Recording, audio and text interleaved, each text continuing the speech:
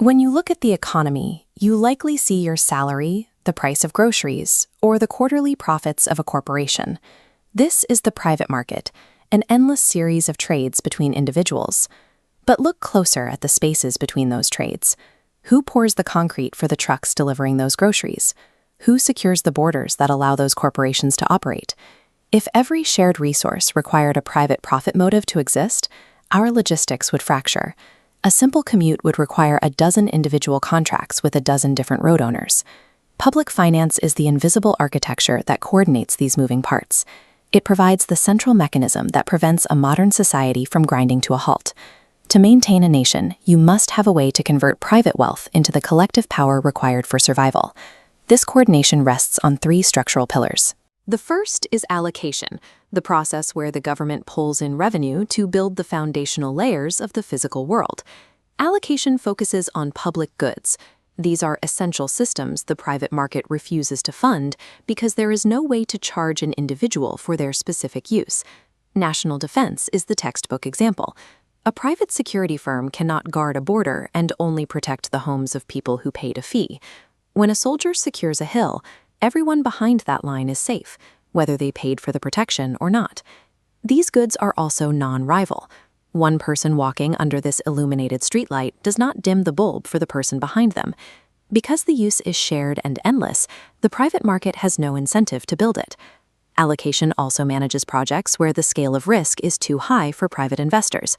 Carving a massive highway across a landscape requires decades of capital that no single business would risk alone.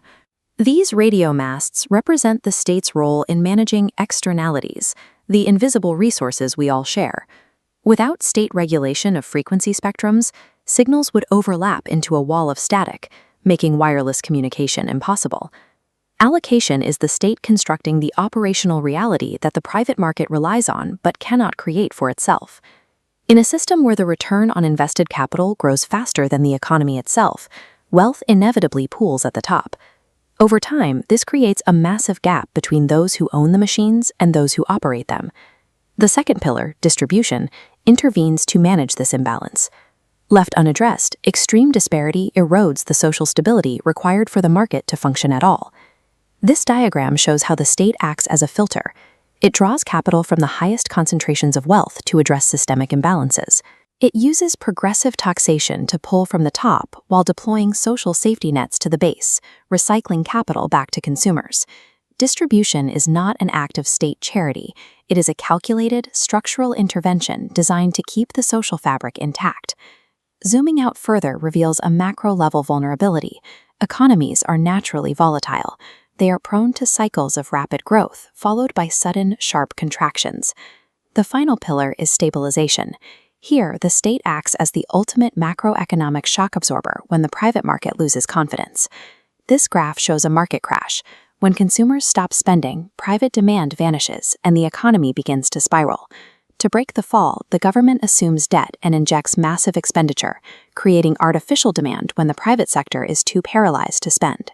This bridge of spending keeps people employed and systems running until private confidence eventually returns and the cycle begins to climb again. Stabilisation proves that state debt is not a sign of failure, but an emergency tool used to tame the destructive natural forces of the market. These three pillars bring abstract economic theory back into the streets where you live.